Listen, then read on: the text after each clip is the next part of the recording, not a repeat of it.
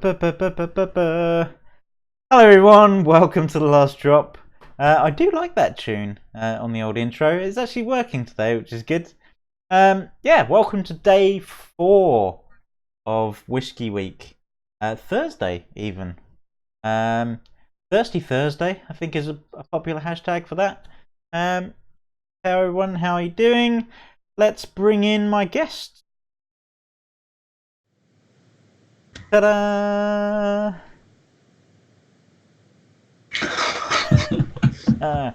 Right, to my left, I'm getting good at this now, or my right even, I'm pointing left, but it's my right on screen, is Johnny from Spirits People.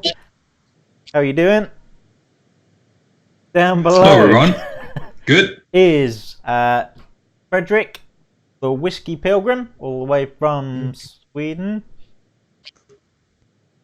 And then down my right hand corner again is Alan, the Whisky Friend. With me, Alan. Hello everybody, nice to see you all again. How's that audio, everyone? I hope there is no echo today. Give me a shout out that that's okay, that'd be cool. And let's do a little let's go through who's in the chat just to say hi. We've got Mark Slinger, hey, how you doing? Society Dweller, good to see you again. Jay, Bourbon and the Baby, how you doing? Luna's in again, thanks very much. Ephead Rolf's in again, thank you. New Dram Drinker, which is Nikki, how you doing? Whiskey Wims, Stuart's in the house. Stuart's going to be on Sunday. Stuart. Antonio Whiskey Quests, who's going to be on Saturday. Andy Season, how you doing, Andy? Mino Whiskey Wise Guy, thanks for coming along. And Greg's in, of course. So that is all good. Right, today's topic is developing the palate, or the development of palate. So yeah, that's an interesting little topic. Obviously, there are certain sort of subtopics, I guess, in that topic, and we're going to start off briefly, and because it can be quite a contentious subject, with colour. Now, obviously, putting aside being colourblind, or added colour, which obviously the E150 is the big no-no in our world, but is still, rife with most things, especially other drinks such as cognac. It's extremely prominent. Colour is, you look at it and that's a golden straw colour, if you ask me. What say you, everyone else?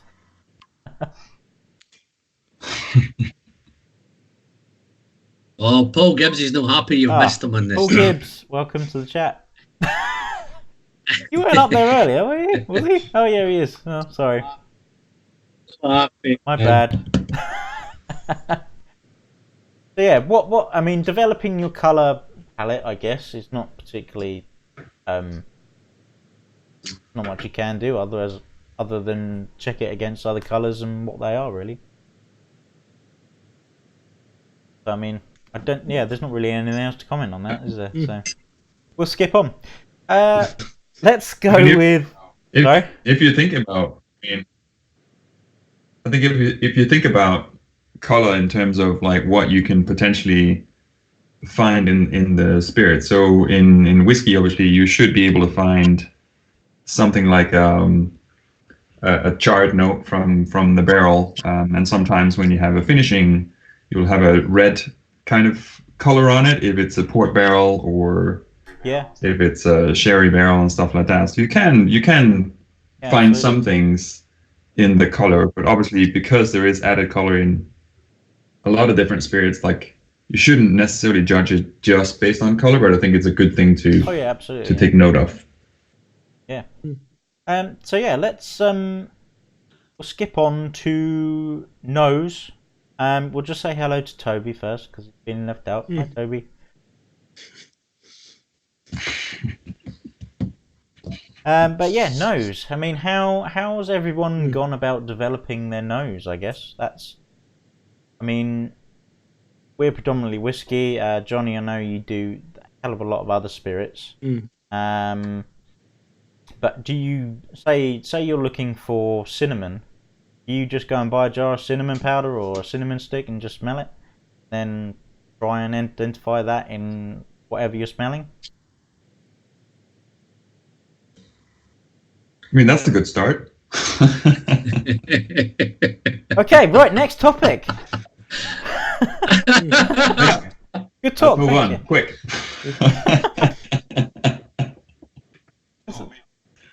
No, I mean, honestly, so I do a lot of blind tasting, which is, for me, a good way to develop your nose and obviously also your palate. But I think finding those different characteristics, I mean, one thing is cinnamon, but also like cinnamon is part of kind of baking spice category, and then as part of like spices category, like you can narrow it down, and I think in the very beginning you're probably not going to be able to find cinnamon particularly, but you should be able to find like, oh, there's some baking spice, or maybe even like there's some spice in here. So that's kind of where I think a lot of people start.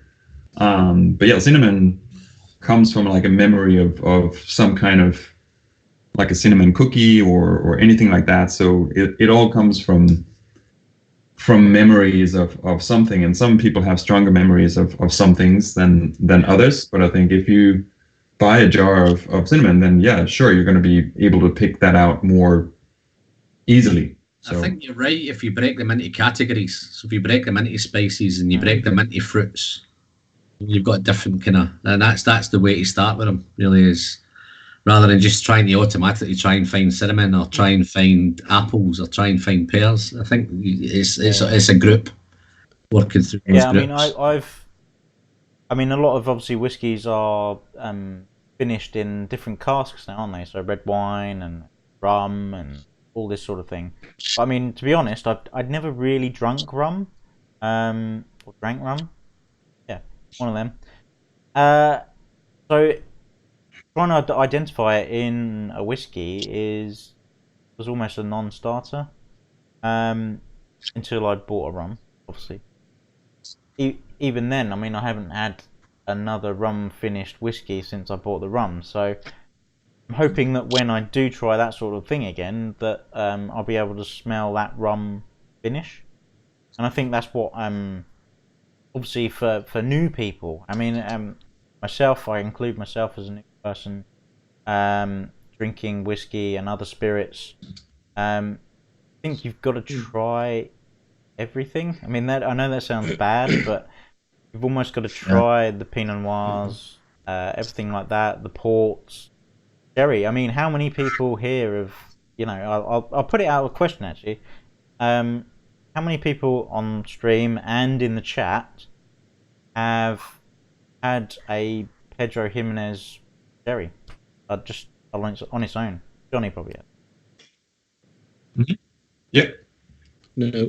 Yeah, very sweet sherry. And then Oloroso is another kind of popular finishing, and Oloroso means aromatic, so it's like in the middle. And then they also have much drier versions that are not used as much. But yeah, Oloroso is kind of that middle ground. And then yeah, PX is the kind of sweeter.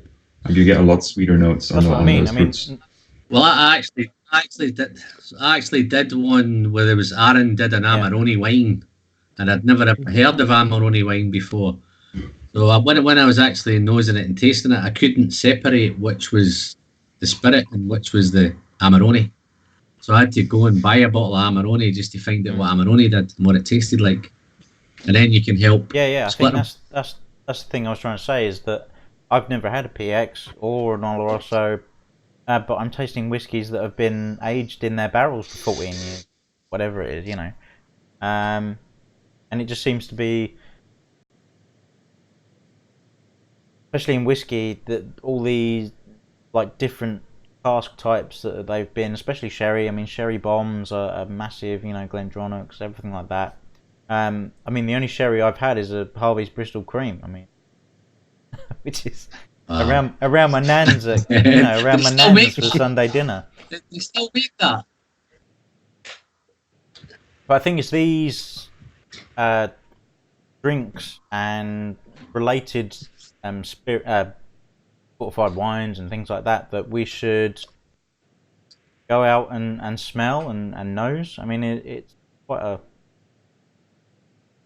But I think it's part of life, Chris. I think when you're out and about, you smell things. You know what old leather smells like. You know what you know what wintergreen smell. You know all the kind of bits and pieces. You know, candy and all those things. It's just it brings back memories. You're picking it back up from a memory. You know, one of the top tips that somebody told me earlier on was when you're drinking whiskey, then leave the glass overnight and come and smell the glass back in the morning. Actually, was it? And you pick up a lot more from the empty glass. Evaporate. You know. Yeah. Johnny, agreed. do you remember we were at the cognac show and the guy left that 50-year-old cognac on the table, didn't he, overnight or something? It was just at the top floor, just as you went in, wasn't it? And he then poured out straight from the bottle, so obviously hadn't been sitting out. They were completely different. It was absolutely amazing. Yeah, really, really cool. Yeah. So yeah, I mean that's sort of from a nose point of view. That's where I'm sort of sitting. That I'd like to just try all these sort of ancillary sort of drinks for whiskey. But yeah, rum's great. I like rum. Like the aged rum in aged barrels. Really liking that. I only had one, but it smells great. Oh man, it's amazing. Yeah, I have let's see what I'm finding here.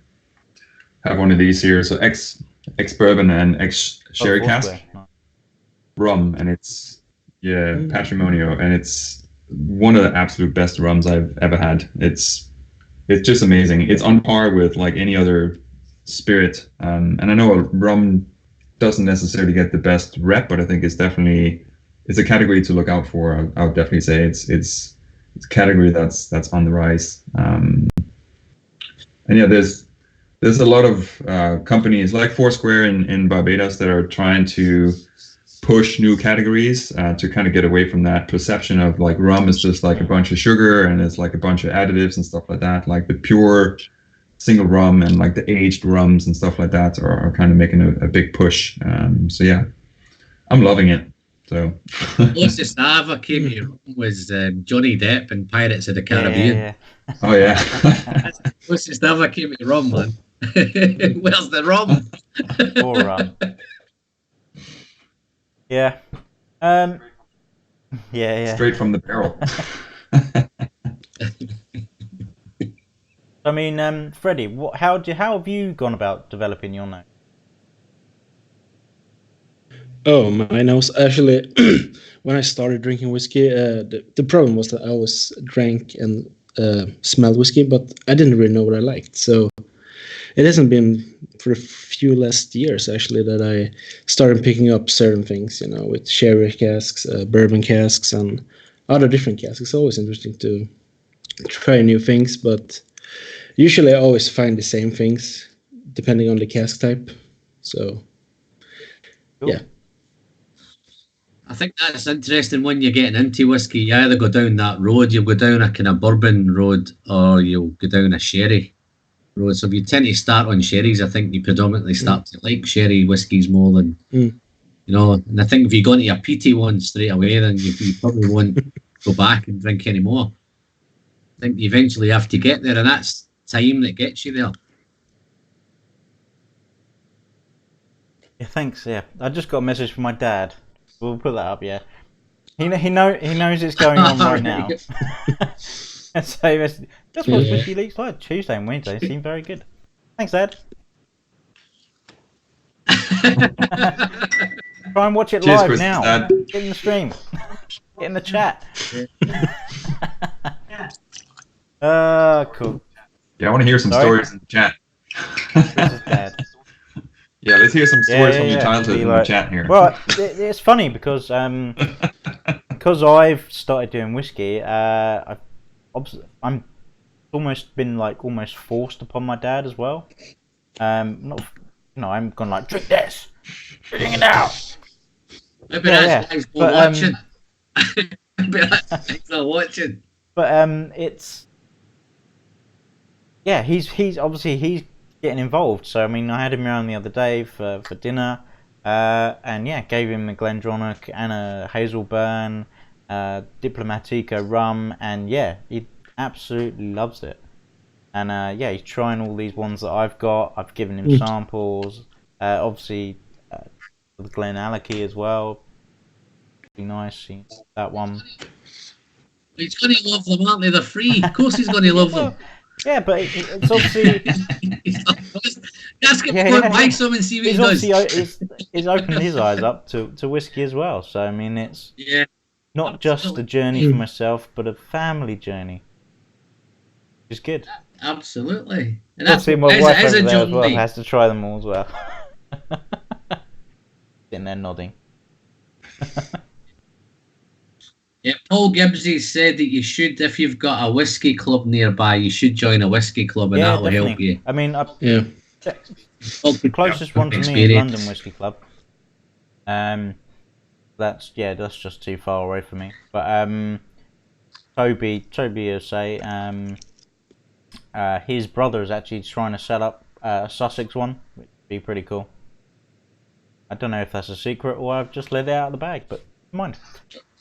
I think it's quite known. It was on the Instagram, so it's public.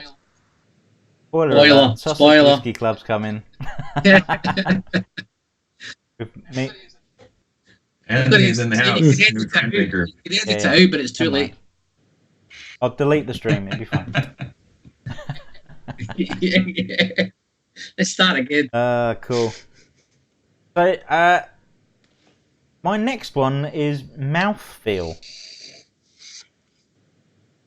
How do you feel about mouthfeel as a topic and developing mouthfeel? I don't know how I you think do that's, that. I think that's where the chill filtration comes in. Yeah. I think when you've got it chill filtered, then it just feels that it's lost some body and it's lost some texture. Yeah. You know, it just really kind of It thins just it feels out. watery, doesn't it? Those thins it oils. out. I mean, this Deanston 12 is really oily, really, to be honest. Yeah. I mean, it does So I coat the think mouth for well. me on the... Sorry? Sorry, Chris. Go ahead, Chris. No, go. All right. Yes. So I think for me, what I do so I do a podcast where I do blind tasting. So what I do normally in the very beginning of looking at the thing in the glass is I look at the oil that kind of sits, and you can kind of get an idea of not necessarily chill filtration, but you can get an idea of the viscosity in the glass depending on how quick the legs pull down and also the thickness of the legs. Yeah. So the quicker they go down, the thinner it's usually going to be, and also the thinner the legs, the thinner it's going to be in the mouth. So it's kind of like a good. I always do it like now. I do it automatically. In the beginning, I thought it was kind of weird, but now I kind of just look at it and think, okay, this is going to be kind of thick or kind of thin. So yeah, it can tell you some stuff, and also it can tell you sometimes whether or not you have some pot still stuff that's non-filtered. Chill filtered, because it's going to be thicker and it's going to have more of those kind of like flavor congeners in the spirit. Like column stills will normally have like a less thick spirit unless you've done something with the barrel. So there's like a lot of things that I think you can get from the mouthfeel, and also like when you sense that kind of texture in the glass, it's I think it's just I don't think it's necessarily a primary thing about tasting spirits, but I think it's a good thing to kind of think about in the bigger scheme of things. I mean, it's that first, I mean, you always start off eating with your eyes, don't you? I mean, and everything you put in your mouth, you should always look at first, shouldn't you?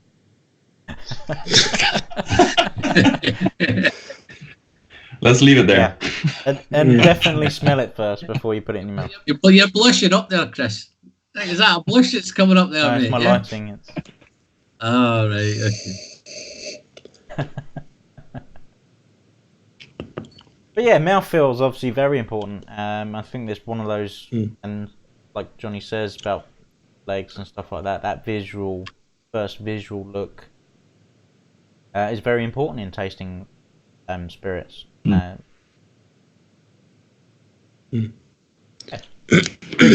One thing I'll say though, to your point earlier about because we were talking about rum, you mentioned cognac and stuff like that. When there's added sugar, it can fool you a little bit because in the glass it's going to appear very thick. Yeah.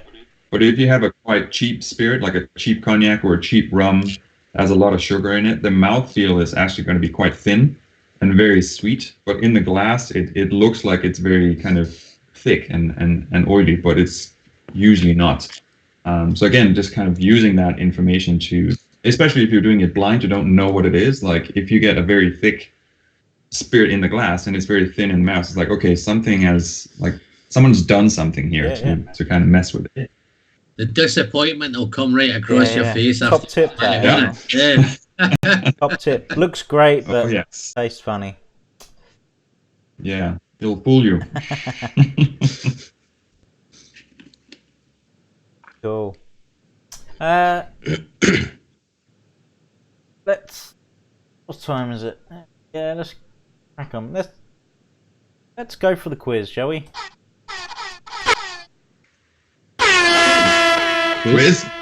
Quiz time, everyone. I've got different questions today as well. So if you've been watching the quiz, I've got different ones just to catch you out. I say different, but yeah, the first one's the same. Right, first question. So we're going to go Freddie, Alan, Johnny with your answers. Okay. All right. Favorite whiskey at the moment? Who am I? You. Yeah, of course. Yeah, Springbank 17 Sherwood. Nice. It's the same as last night, Chris. Allardyce. Glendronach 18. Not as good as the 12. Hope you fucking joke on it. Johnny, favorite whiskey? I'll probably say this one right here. Four Roses. The Four Roses limited edition 2018. And I have it poured right here. It's delicious. One of my favorite whiskeys from last year. Cool. I don't know whether this. I mean, I don't know. I think most of you have been on them, but best distillery tour.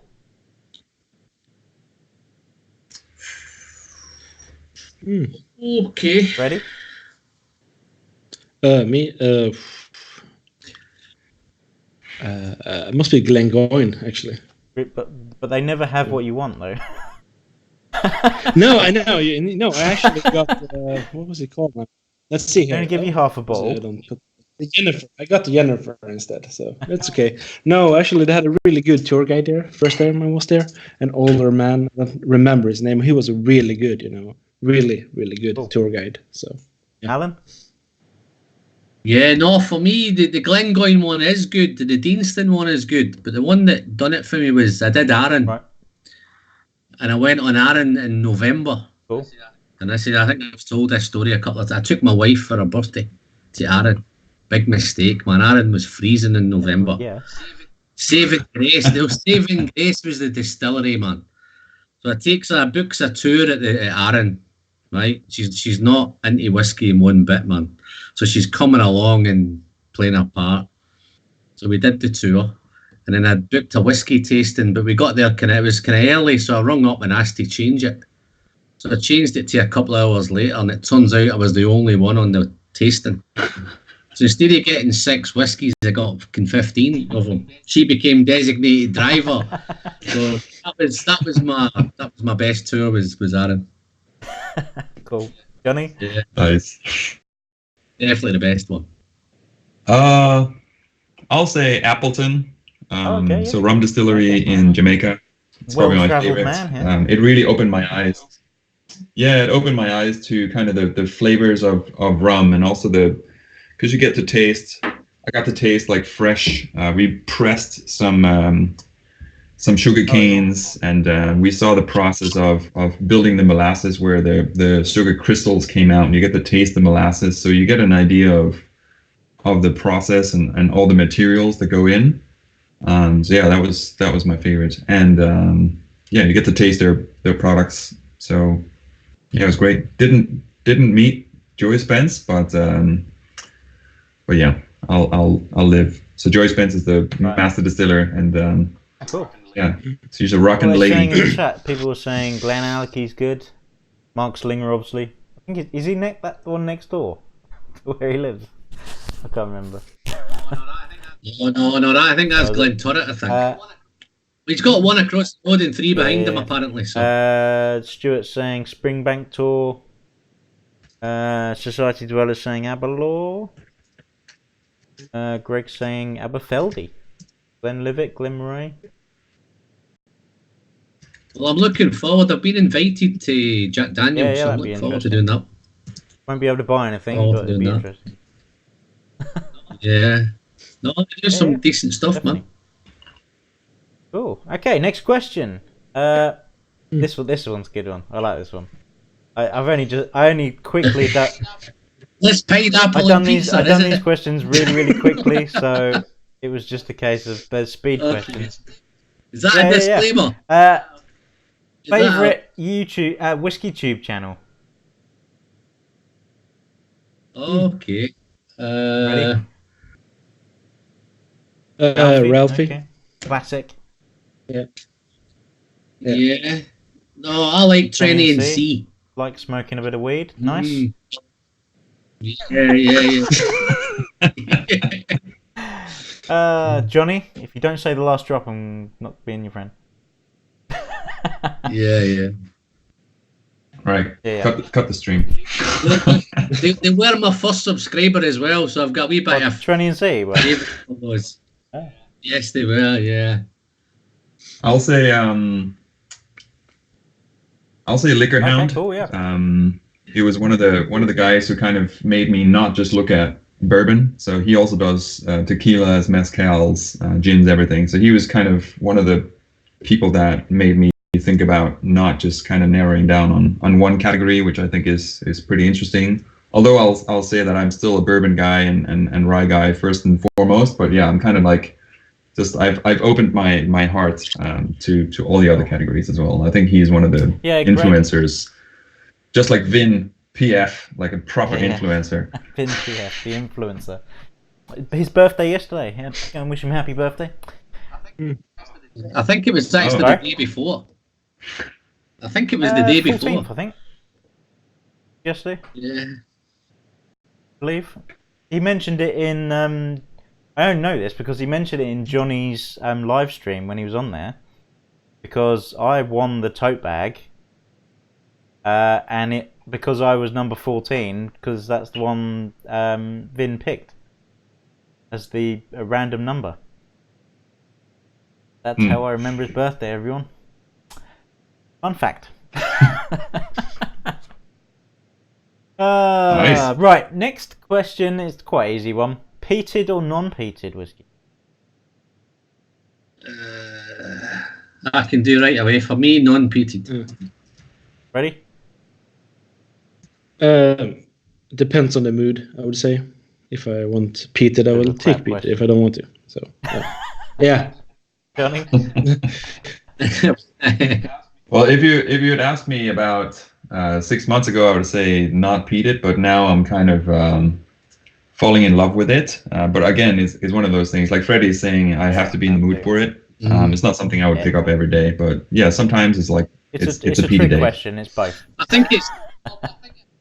Well, but I think it's one of them when you come to that. When you talked about whiskey snobbery the other day, I think sometimes people feel that they have to say that they like peated probably when they really don't. You know what I mean? I think it's one of them. As soon as you mention Isla, I think, oh, I don't like. You know, it's a conversation killer, isn't it? You have to have your brand as well, don't you? You have to have a Lefroy, Ardbeg, or Lagavulin. Yeah. You have to be one of those three. You can't be all three. You're just a wrong person. Yeah, but I prefer What's wrong with that? Cool. Right, and the last question. This one's fun. Marmite, yes or no? Oh, I missed. I missed that. There. What did you say? Marmite. Yeah, what did you say? Oh, Marmite. No. Oh, Marmite. Oh. Yeah. fuck that shit. Gross. Johnny's a no. Yeah. I don't know. I've never tried it. Never tried Marmite, mate. No, never tried it. How can you distinguish it in a Deanston 12 then?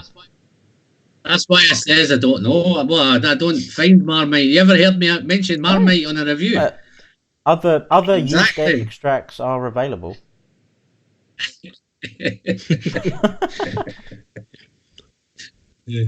Now you've been swatting up today, haven't you? No, just random. Marmite on pizza, Rolf saying. Marmite and pineapple pizza. That'd be pretty gross. Mm. Yeah, that's not right. If you're doing a shepherd's pie, a teaspoon of Marmite is a game changer. There you go. Okay. We'll take notice.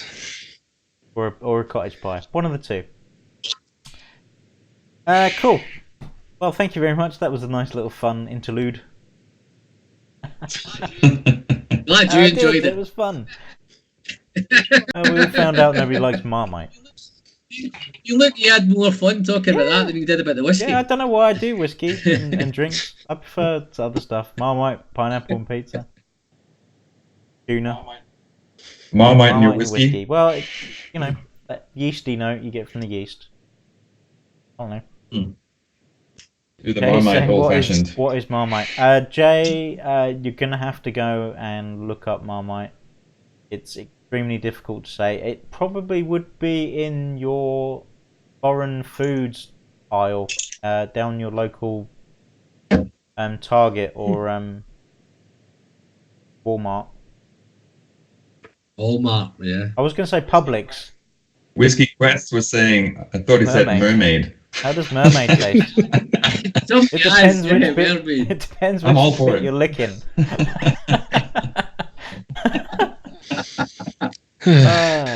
The top bit tastes alright, but the bottom bit tastes a bit fishy. Yeah. Toby's asking whether you start a cooking channel. When you start on your cooking channel, I have considered it. I have recorded some smoking meat, but I forgot to.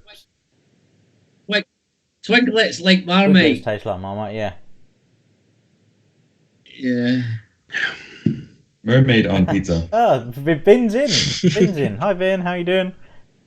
Bonjour. Ooh. How's your birthday go? Hi, Vin. You can't get it. Yeah, Marmite. We're going way off topic, but it is.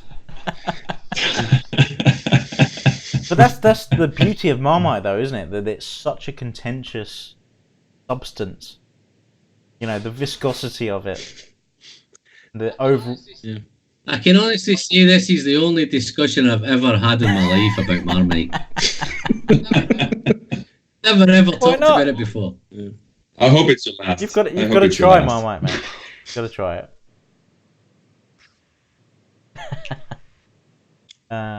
Yeah, whiskey shared saying you could do it while riding your bike plastered in GoPros. Yeah, I definitely could do that, but it's getting a bit dark now, so. Yeah. Cool. Right, let's go back to topic. Sorry everyone, and yeah, we'll divert away from Marmite. Maybe we'll come back to it later if you want. You can always talk about it again Could tomorrow do, night, can't you? I might leave it as a question. Yeah, always tomorrow night. I'll Pick leave it it as up a again question. tomorrow I'll night. mix it up, which would be cool. Developing your palate. So, taste. My next sort of subtopic, I guess. How would you go about developing your taste palate? Do you lick your bit of cinnamon? Do you lick your cinnamon stick? Do you do the cinnamon challenge? Or Marmite. Well, you know. How have you guys gone about developing your taste buds? Ready? So taste more stuff. I mean, first of all,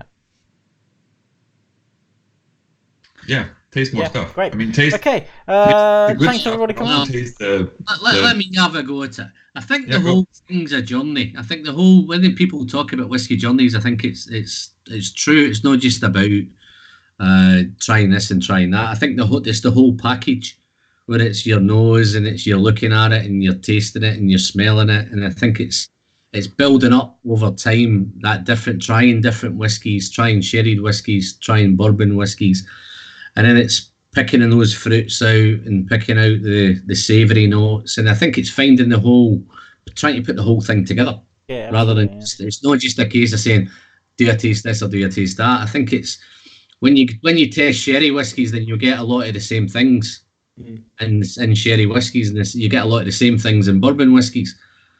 I think it's then finding what rocks your boat first, and then you just concentrate on those, and then it's gradually over time you'll pick up other things. So I mean, like I mentioned earlier, I mean, not trying PX or Oloroso or many sherries. I mean, is that something you're going to be looking to do, or? I don't. I haven't. The only one I ever did it was that Amarone. I think with PX. I think once I know there's PX in it. Yeah.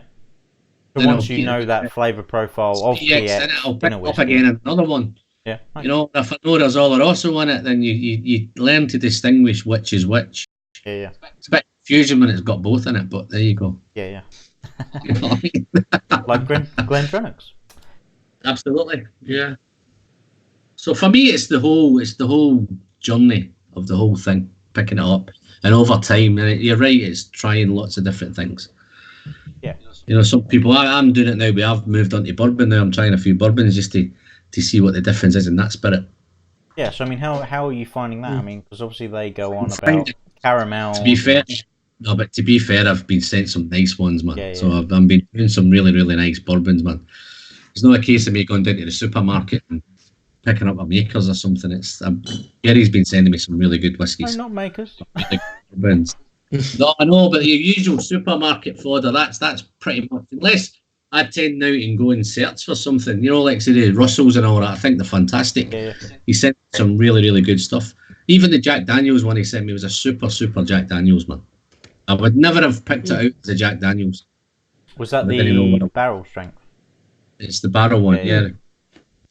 Yeah, that was on their website for sale for like 35 quid the other day, the other month. I mean, it was a crazy price. No, I think the one he sent me was the Heritage barrel. Oh, right, okay. Yes, yeah, that was a nice. The bog standard cast strength one was it was like £35 on their website in their summer sale. Great bargain. I didn't buy one though. As you're talking about American whiskey, so anyone tried Balcones range? Yeah. This is the True Blue cask range. It's really good. Oh yeah, it's delicious. Have you tried the Brimstone? No, I have not. No, barbecue I also in a have. glass. Yeah, I have a hickory smoked whiskey actually here. This one. So it's quite interesting compared to peated whiskeys. It's quite interesting. I tell you, a really interesting one I did. I did a Joseph Magnus one, and that had PX and Oloroso and cognac. That was the 3 barrels that it came out of. Interesting. Yeah, how? Yeah, I think actually. Sorry. Oh. I was going to say, because Alan mentioned supermarket, and one thing I always think about when you talk about like not just developing your palate, but also trying new things, is this idea of like when you move house and you go shopping for the first time and there's a new supermarket, you don't know where anything is. Like you're walking around and it's the same thing. Like you're kind of nosing and you're trying to taste and like you don't really know what it is. But like once you've lived there for a while, you kind of know where the things are that you know of. But even then, like after a couple of years, like you don't go down all the aisles because you don't need stuff in all the aisles. But like if you took the time to actually get to know the entire place and like you build your knowledge of all the different things that you have, like I think about the same thing when I nose and taste spirits. Is like, think about the things that you probably wouldn't pick out and then try to search for those. And the way I like to do it is go and look at, I mean, on YouTube, like find a channel that's reviewed something that I'm tasting and see what they say. And like, do they pick up something that I don't and I'm not usually picking up? And then like try to see if I can pick that up. And if I can't, go and buy that ingredient and like learn to maybe identify that. So I think there's a ton of stuff you can do to really develop, but it is that same thing. It's like you don't know where anything is, and that's natural because like you don't know what you're looking for. Sometimes with that, Johnny, you could watch 5 different reviewers review the same thing, and they all get different things. Yeah, absolutely. Yeah. Yeah. You know what I mean? They're all getting different notes. Yeah, I mean it's still. And that would just confuse the hell out of you. Still for something, you know, if I just doing that to get advice, and you wouldn't have a clue what was going on. I mean, it's still subjective at the end of the day, isn't it? Yeah. Like. Well, it's fun to find someone, like if you follow blogs and YouTube channels and Instagram accounts and all that kind of stuff, when you actually find another person or another channel that review the same type of stuff and they get similar notes, like that's kind of a good place to start, because then you can see what else have they tried and they like, and you might also like that. I mean, it takes a little bit of time to find that, but I mean, if you can, that's a good way to try new things and things that you might actually like that you didn't know of. Yeah. Damn straight. Boom. You can even take it out of distillery. You find that you'll pick up certain distillery characteristics as well. What you'll find in Aberlour, you might not find in Glendronach. You know what I mean? I think you tend to pick up that character of the distillery. And that's, I think, where their spirit, their new make and their spirit has got their own characteristics. Yeah. They're just adding all the other barrels and all the other bits are just adding more to it. If that makes sense.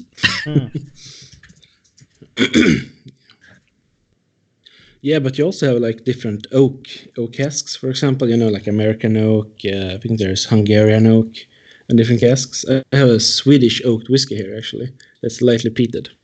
So it's a little bit different from different oaks. Quite interesting if you're going to develop your palates, try different oak there is. Yeah. I mean, if you saw me on, I mentioned the other day that barrel is key, isn't it? Wood is probably one of the most important ingredients in whiskey and maybe every other spirit. I think there's three. I think there's the spirit, the wood, and the time. Yeah, I mean time. But I mean, wood just seems to be above everything else, to be honest.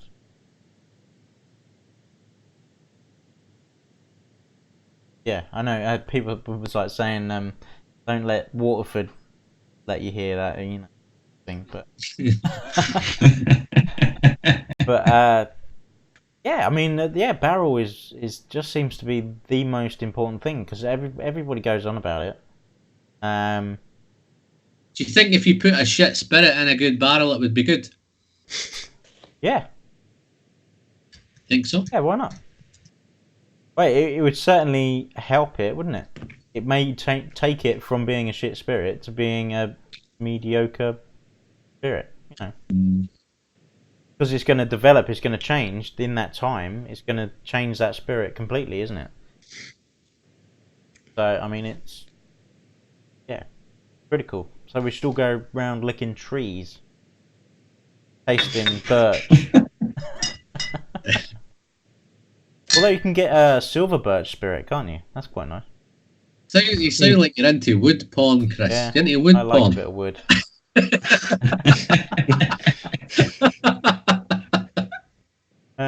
to be a tree. You're a tree hugger. Yeah. We should all be planting trees for the environment as well. Always important.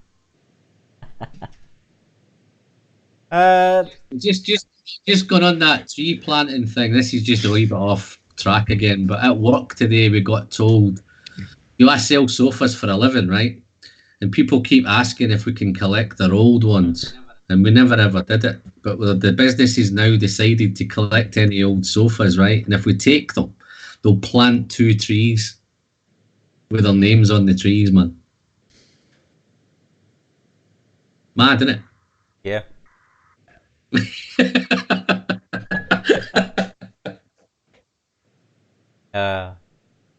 Trees. Where have we gone? Marmite and trees. Man, I don't know. You're the one that talking about licking bark. Yeah, man. I know. Well, you got to smell it first. Whiskey Whimsy said it's all about how it all comes together. That's Amen. Yeah. I mean, and that's the alchemy behind it, isn't it? That's what these distillers are doing.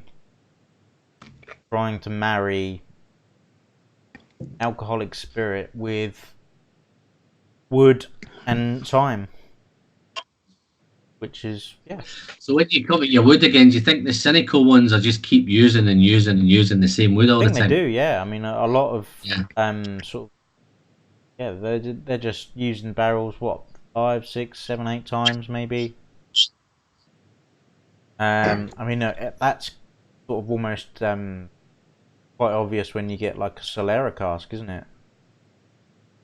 They are reusing that barrel every time, so that, I know it's because of the spirits, you've got a very old spirit in it, and it rolls on, but at the end of the day, that barrel's just going to get worse and worse and worse to give flavour. So that Solera cask is maybe going to be good in the first few releases, but as it goes on, it's not going to be great, is it? So yeah, there's my 2 cents. Yeah. But not all good spirits have to be in wood. So if you look at something like a mezcal, like they almost see like you add your spirit into wood is going to ruin the spirit or the soul of the spirit. Okay. So it's completely different. I know tequilas and stuff like there's añejo and all that kind of stuff, but it's almost frowned upon in that culture. And like the spirit as it comes out of the still is as intended to be because of the materials that they've used have aged so much longer. Like the agave spirit is aged like almost like a minimum of 7 to 8 years. So the aging happens before they make the spirit.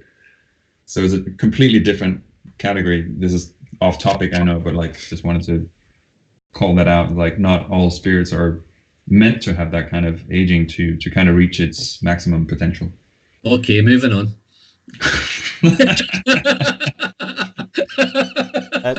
Everybody's telling me I'm wrong about Solera as well, so it's all right. Absolutely. Yeah. No, I'm right. Back to My opinion. It's all about marriage of liquids, it's about the wood. It's all about the wood. How many times? I don't know how many times I have to tell you. But yeah, I mean, other spirits. I mean, mezcal. I mean, I keep hearing mezcal a lot now. And to be honest, I don't even know what it is. What is it? It's the same as tequila. It's just a different. They use a different agave species, and it's different regions and different like legal stuff. Oh, okay. But Google it. fundamentally, a tequila. So is it like spicy, hot, sort of? What flavors come out of it? So mezcal is usually actually smoky because they use a fire pit to roast the agave piñas. So you get a smoky note. So yeah, if you like smoky whiskeys, it's a good way to kind of explore other categories. Ralphie's a big mezcal fan. Oh yeah. Ralphie likes mezcals, man. Yeah, he loves it. Yeah, Johnny, isn't there a mezcal that has something to do with the roasted chicken that they put down when they're doing it? Yeah, so not all mezcal is vegan friendly, or yeah, so they can put it's called pechuga, and it's they can put like a ham or a chicken into the distillate, and it will give it almost like a creamy feel to it. It's quite weird. Yeah. Chris, he's forgot about the wood now. It's not about the wood anymore, Chris, is it? It's about About chicken. It's all about Wooden the meat. Put chicken carcasses in your cask, people. Yeah. No, I've got an idea. Why don't they put Marmite in it as No, well? don't be stupid. You've gone too. Chicken Alan's gone too Marmite. far. I'm going to mute him. Don't put Marmite in there. It just overpower everything. If you tried it, you'd understand. Ephead wants to talk about the Scandinavian aquavit. Oh yes, it's basically a gin without juniper. That's what it is. Oh, yeah. It's infused spirit. Cool. Okay, we've talked about it, Ephead. Next. Yeah, there we go. Next. What's next? This I think he's just left the chat. This is great because I don't know. There's so many different spirits out there, isn't there? I mean, Johnny, you probably know this probably the most, being spirits people. But yeah, there's just so many different kinds to try. Crazy. Whiskey. Anthony is talking about a cooked mermaid. Cooked mermaid, yeah. Is that single barrel? Yeah. Oh no, double. This is a small mermaid. One's the top half of the mermaid, and the other one's the bottom half of the mermaid. Yeah, I'd really like to try mezcal, and I'd keep. Sure, Johnny will send you Yeah, some. I'm sure he will. I'll send you some samples. We'll do a blind tasting cool. together. There we go. How about that? And yeah, there's tequilas, rums. I mean, there's what is it? Rum Fest is up next month, isn't it? Next month after. Everybody should go and check that out. Rum Fest. That'd be quite cool. I think they got loads of people from like all over the industry, isn't it? I mean, Havana Club and Diplomatico, all the sort of bigger rum producers as well as the smaller ones, I think.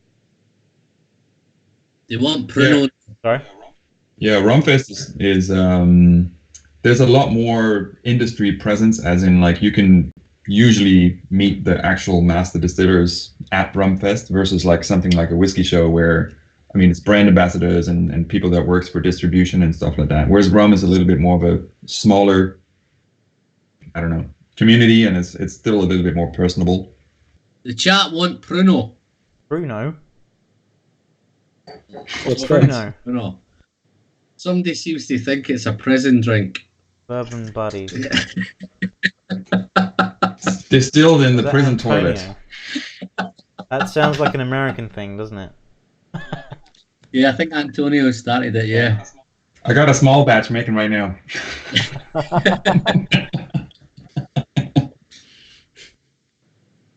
Yeah, I don't know what is Pruno? Is it like Pernod? Because I don't like that. Prune spirit, you mean? No, and Greg's asking, even Greg doesn't know Well, what if it Greg is. doesn't know, then it's not worth. Or the Americans seem to know what it is. Yeah. Is it a Chicago, Ohio thing? A mid-north dodgy drink. I don't know. This is a geography lesson Yeah. now. Well, I know Antonio's up in Chicago way, and I'm not sure where the Bourbon Buddies are, but Jay's Ohio. Iowa, I think they're in Ohio. I middle think. bit.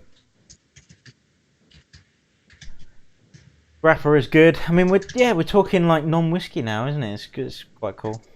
I like that.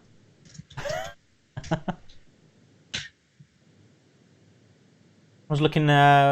What's the Greek brandy?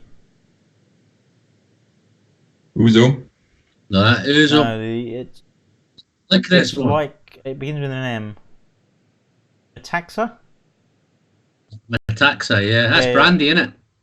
Yeah, so it's like cognac, but it's distilled from Muscat, isn't it? So it's quite a lot never heard of sweeter, that. I believe. Not that I've had any. Hmm. You can get Ephead said get back to whiskey because he just poured us Glen Scotia 15. back to whiskey just for great savoury stuff. Rolf, unless it's got Marmite in it, we don't care. And Greg says Ouzo isn't brandy. Do we know? Taxa is though. Like I said, the trouble is that we're talking, and obviously there's the delay on the stream, and then there's a delay in the chat. Yeah. They're typing. It's a bit awkward.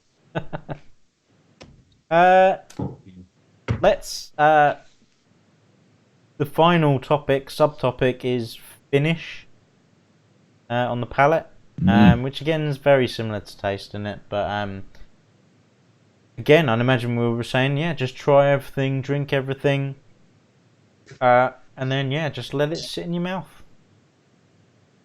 Let that spirit sit in your mouth.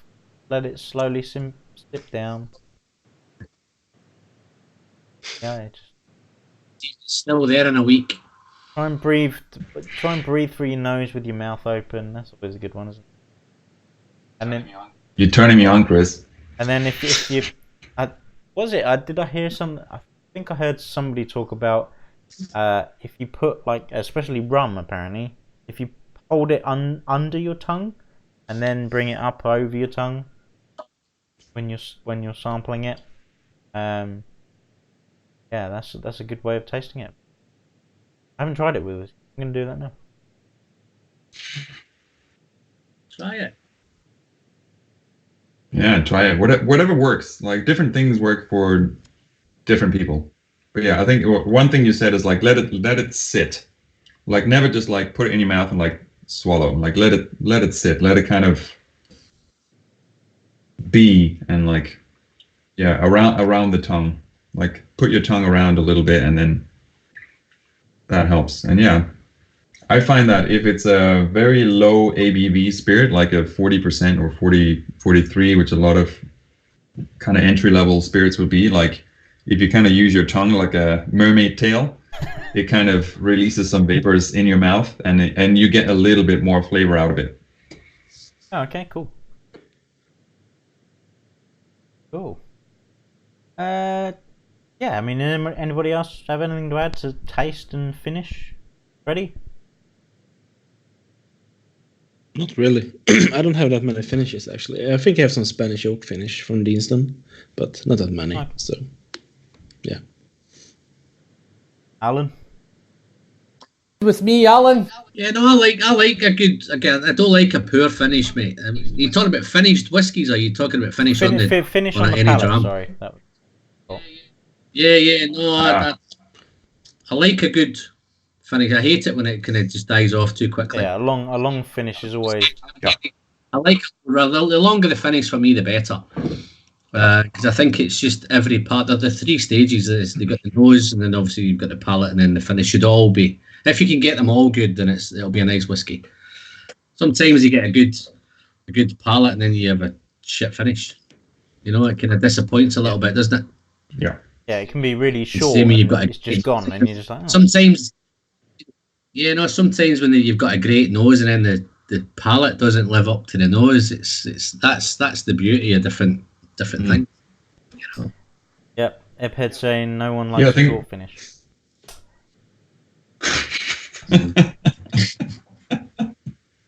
Performance issues, Rolf.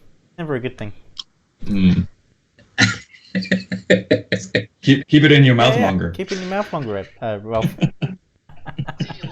Take longer to swallow it. No. Right, okay. Let's go for a giveaway time, shall we? Let me just quickly check Twitter and other such things to see if we've got any other entrants. Kiss My Whiskey. I hope you all posted your pictures of Kiss My Whiskey.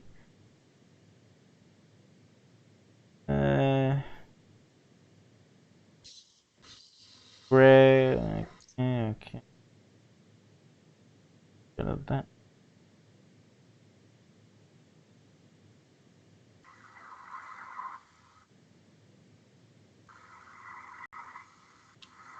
people liking comments on Kiss My Whiskey, but not really saying much. No Nonsense Whiskey's on about a new episode, but I mean nobody's going to be watching that for the next 20 minutes, half hour, hopefully, maybe. Is it that guy Vin PF? Yeah, that guy, that influencer guy. He just came What a in to douchebag. hijack. He just came in to hijack your chat. Has he? Yeah. Yeah, he's came in to hijack. Unbelievable, eh? I'd quite like to, with that coin 11 from No Nonsense. Oh, I'd win that coin from. Yeah, okay. Well, that's not till Sunday, Vin. So that's going in the big giveaway on Sunday. Which Johnny's actually donating something. So would you like to show Oh yeah, what you're donating to that? giving away a Spirits People T-shirt as well on the Sunday giveaway. Add it to the pile. So that's going to be good. That's going to be a good little thing. Come on, phone.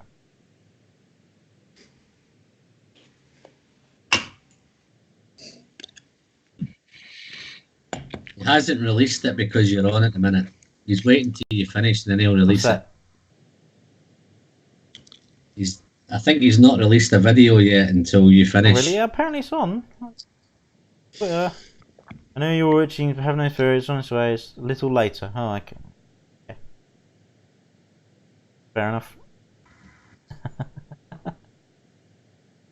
Andy's on as well. Hi, Andrew. Good morning, even. Hashtag Kiss My Whiskey. Hope you've entered. You have, yep. Cool. Actually, I'm going to do this. There's no more entrants. Unless anybody wants to hashtag on here, but no. It's too late. Anna, lovely wife. Can you put odd numbers next to them names, please? Professional, is it? Like, can you do them a random order? So whatever. There we go. So numbers are being randomized to each name. Okay. And then yeah. If you roll them over to Sunday, I'll give you another prize for Sunday, Sorry? everyone. If you want to roll them over until Sunday, I can give you another prize on Sunday. So they can keep sharing them, can't they? Yeah, and keep putting more on. Yeah. And I'll give you another prize for Sunday. The Sunday's prize is going to be a big one. There's going to be Johnny's t-shirt, my t-shirt. There's. Thank you very much. Random numbers, brilliant. Then Vin's coin. So yep. Bottle of whiskey from Stewart's. And if anybody else wants to donate something for the giveaway, that'd be great. So cool. So today's giveaway, I'm relatively excited about this.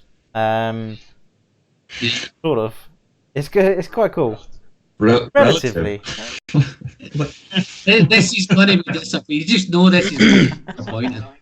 So today's prize, in recognition of Spirits People, is a Last Drop tote bag.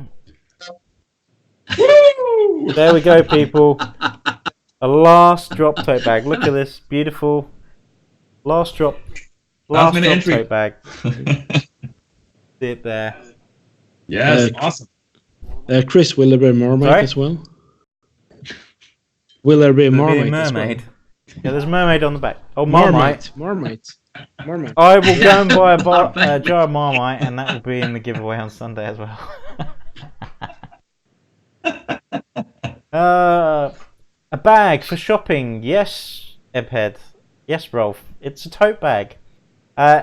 If you're not subscribed to or you're not following Johnny on Spirits People on Instagram, I suggest you go and do that. He gives away a tote bag every Tuesday, Spirits Tuesday or Tuesday, So you have to post a picture of 2 whiskies or 2 bottles that you own with the hashtag to Two Spirits Tuesday or Spirits Tuesday, isn't it? Yeah, Spirits Tuesday. Spirits Tuesday. And Yes. then you can win. So this is in aid of him or in recognition of him being on, which is brilliant.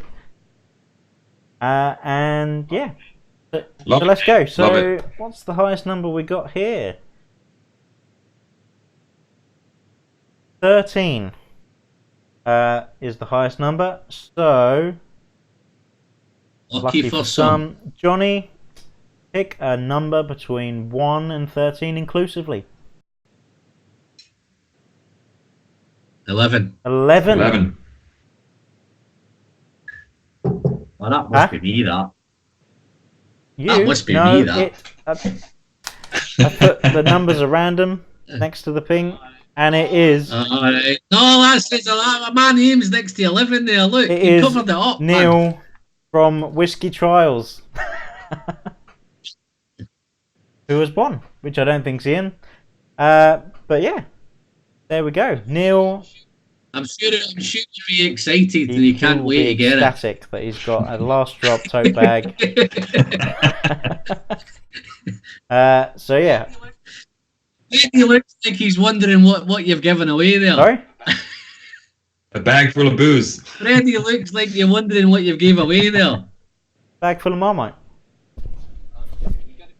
Okay, you got to put some Marmite. You got to put some Marmite in it. I don't know if Neil likes Marmite, so. He's not even here. Boo.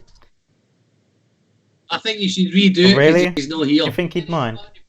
He didn't bother to participate, man. He didn't take part, so you He's should entered. redo I mean, it. there's other people, you know. I was. Yeah, see. Stuart's got the right idea. Has he? Alan should have won. You've won a tote bag, do you, Alan? With the last drop. Not really. No, you're not. But yeah, there we go. And Mark said few.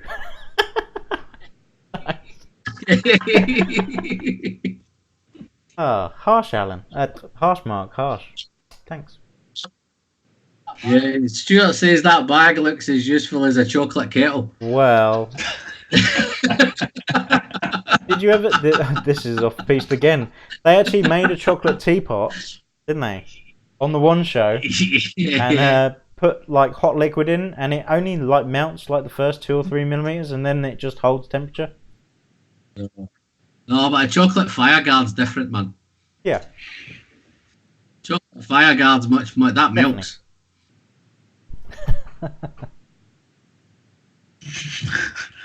What shit are we talking, man? Yeah, today's.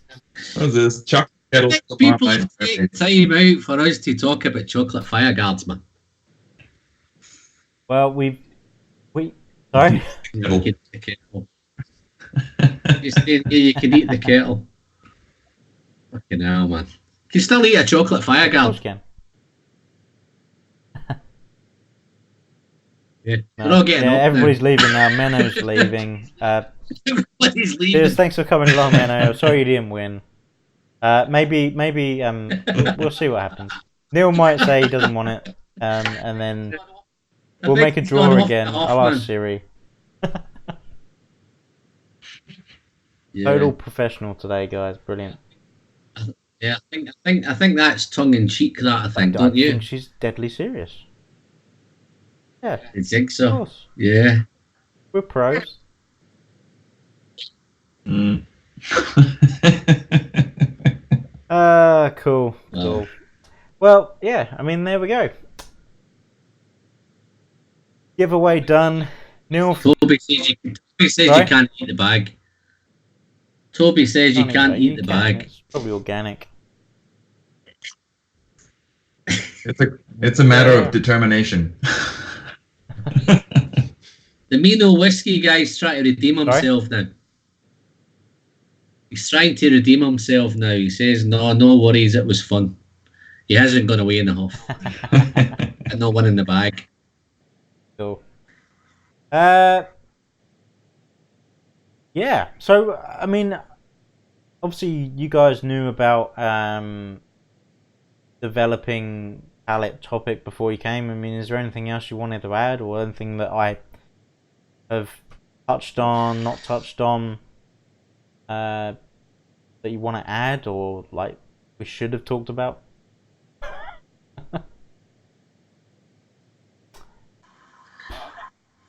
I don't know. I'm kind of curious to ask Freddie about the market in Sweden, because I know it's very different. I mean, we all live in the UK, and Sweden is a different. They have a government-run Yeah, we do. liquor stores, right? So what's kind of available where you are, and what's pricing like? Oh, the pricing. If we take, let's see, availability. Usually they have like a core thing that everyone is supposed to have, depending on the city and how big the shop is. But then you have like catalog on the internet. A catalog on the internet, or you can order from. So that's quite big actually. So there's a lot of things to choose from whiskey, beer, cider, to everything alcoholic and even non-alcoholic beverages of beer and all that. So, and the prices is depending on what you're buying. I mean, can be sometimes be actually expensive. Sometimes not that expensive compared to UK, for example, I should say. So Well, I've actually had a couple of I've had a couple of Buna Habens that were just made exclusively for the Swedish market. oh, okay. So it's like a Buna Haben Moin, but it was for Sweden only. Oh, was it the brandy? The brandy? No, it's just a Buna Haben Moin. Okay. And it was for Sweden. It was exclusive Okay. for Sweden. Yeah. Okay. Picked that one up at auction, but it was predominantly for the Swedish market. So, Okay. or whether some of the distilleries are just making some of it just for certain territories. Yeah. So, yeah, it is what it is when you're having a government. Some people in Sweden really wants to, throw it all away and have it in shops. I actually personally is actually for it. Personally, I am actually for having government owned.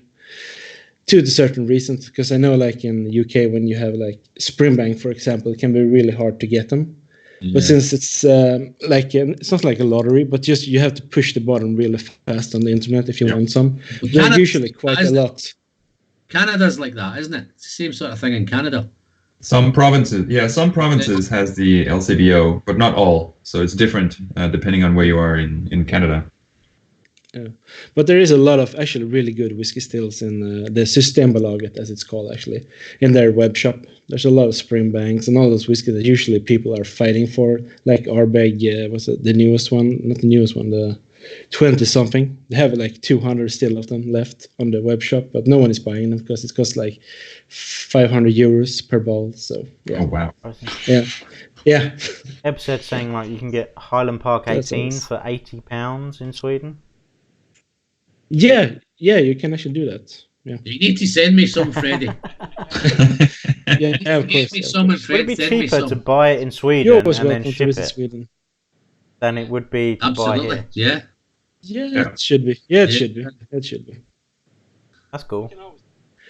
We can always test and see what happens. You just message me, Freddie, and let me And know then, what's yeah, happening. just mark it as of snow course. globes. But there, yeah, Snow but- globes, yeah. Yeah, but the same thing with Sweden is like there's like all countries have like Denmark, Canada. And there's so much whiskey here in Sweden that never gets outside the border because everyone is buying it here. Right. So I just want to show it that that's okay. We have an independent bottler here in Sweden called Bergslagen. They bought up a Swedish distillery that actually closed. We have a closed Port Ellen, you want to call it here in Sweden.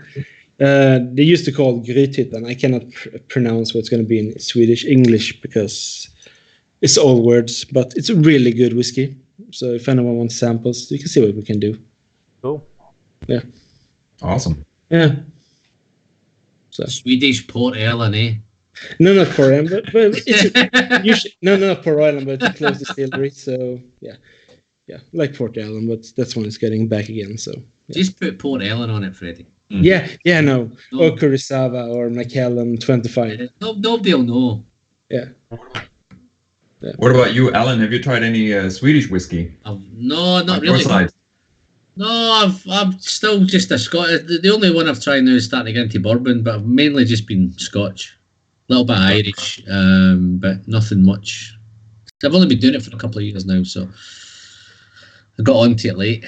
I was an investor more than anything. I used to buy it all for investment. Yeah. Started drinking, so I saw the video. light. Alan the Flipper. yeah. I stumbled on it by accident. I stumbled on it on a Glendronach 15 revival by accident, so that's where it all started. I bought a bottle at auction, and I decided to drive up to Glasgow to collect it. And because I'm from Glasgow, I met up with some friends. We ended up going out for the night, and we got pissed. Came back to the flat, and the Glendronach 15 was sitting there, man. So that was it. It got opened up, and it never got the cork back on it again. I've been drinking ever since. Nice. So Glendronach 15 is the one that started it. Still prefer the 18. Yeah, well, the 18's easy to get. The 18's easy to get. Yeah. No, listen, I've got a couple of bottles of the 15, but I'm kind of the investor's still in there in me, you know. Yeah, but the 12-year Glendronach is really good. I could probably not that 12-year-old's rubbish ready. Yeah. That Glendronach 12 rubbish, man. 12's better than It's 18. okay. Oh, but the 15, I could buy 2 or 3 bottles of the 18 for the 15. So it may come if I ever run out of 18, then I'm going to have the same problem with 18 because I think it's stopping shortly. So. What about you, Anna, Chris? What was your entry? What was the first? What got you hooked? Whited Mackay's. What got me hooked on whiskey? Yes. Marmite. Crumpets. Marmite and crumpets. It's the only way to go. Listen, bring it back to the whiskey, Chris. I didn't mention Marmite. It was funny. Crap. Yeah, crap. You've got crumpets into it now, man.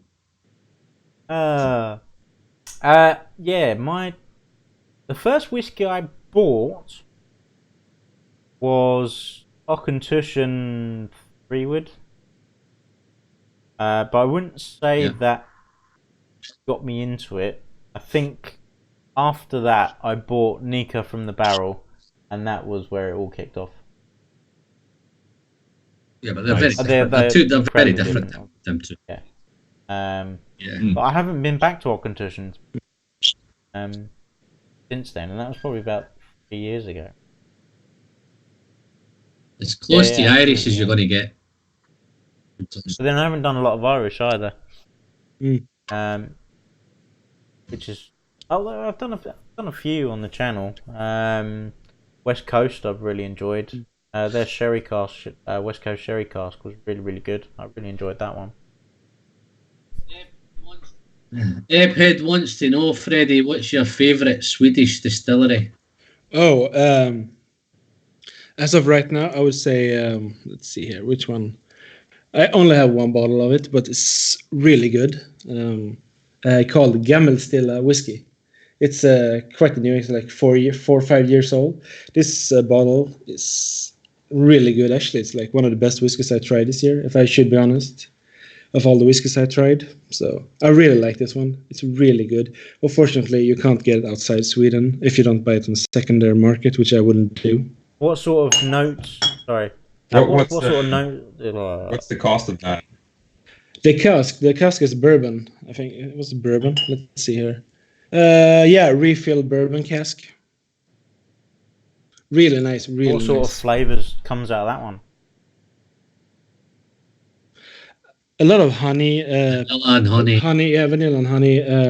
Peppermint I do get from it. Oaty, like an oatmeal or oatmeal cookie, I would say, as well. But yeah, I really like it. It's really nice taste on it, even for the 50%. It's really nice. Freddie, Ebhead's asking you to spell that. This, you mean this bottle here? Yeah. This Swedish one? Yeah. Okay, let's see here now. I'm not gonna say it in Swedish because then, But anyway, as here, GAMMELSTILLA,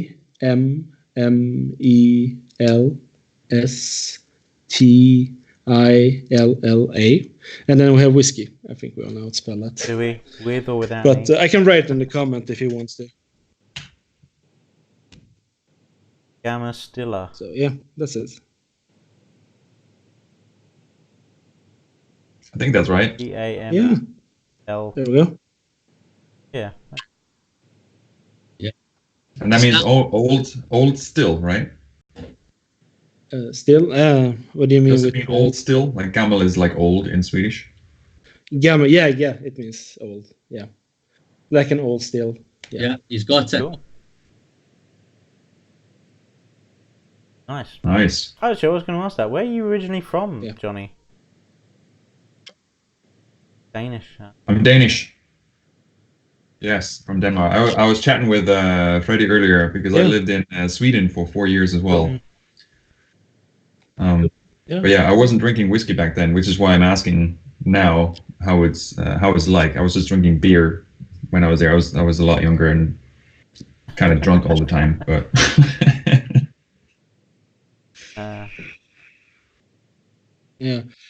Johnny, have you tried this Danish distillery, Musgard? I think it's pronouncing it wrong, maybe, but Musgard. Moskva. Nope, Moskva, I have not tried that.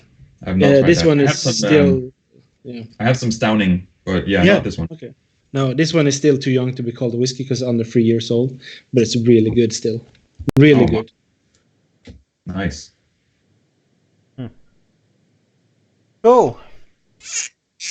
Well, I feel we've had a great deal of fun today. It's been one of my I think it's been a very fun stream this week. Or today. We've gone off piste a bit, but we've talked a bit about the palate and marmite and mermaids and wood and roasted chicken in a barrel, which is the way forward instead of staves, which is cool. Yeah. Yeah, I mean, there's nobody else has anything else they want to add, or no? Stella sold out. Oh, okay. Sold out. Got in. Oh yeah. Marmite.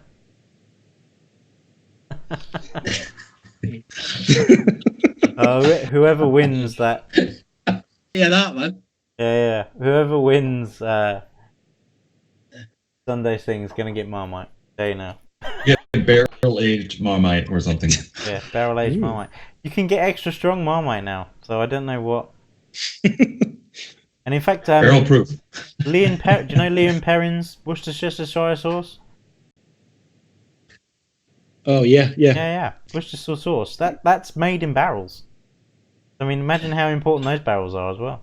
It's all about the wood, people. Are you starting a cooking channel? I should though, shouldn't I? I do like food. Cool. Right. Well, thank you everyone for coming along. Ephead, no chili Marmite. Johnny, thank you very much. I hope that wasn't as painful as it's sort of been. What? This was awesome. You've enjoyed it. I hope you've enjoyed it. Alan, it was a pleasure as always. And Freddie, I hope you enjoyed that too. Thank you for having me. Please, everyone, go click on Freddie's channel, subscribe to his. Probably all are on Alan's anyway, but if you're not, go and click his. Head over to Spirits People. All his Instagram videos are now on YouTube as well. There's a podcast as well, Johnny.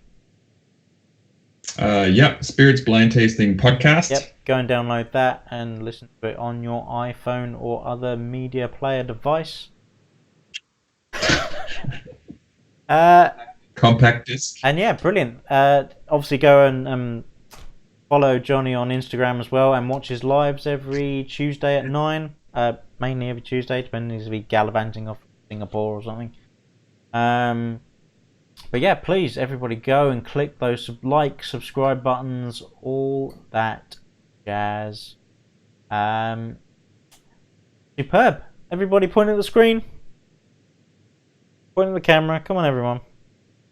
And that was the last drop. Thanks very much.